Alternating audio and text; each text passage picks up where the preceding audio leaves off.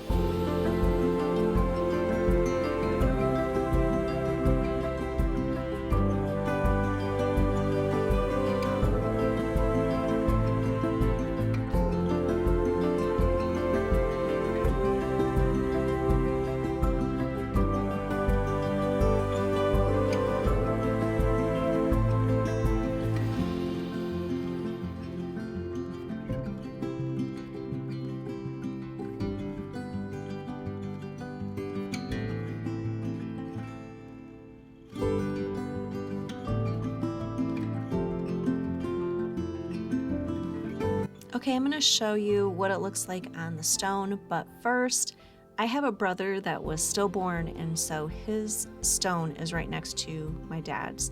So I like to, we actually use this white cross every single year. And I love to use some flowers that I've used in my dad's saddle because it just really looks nice together.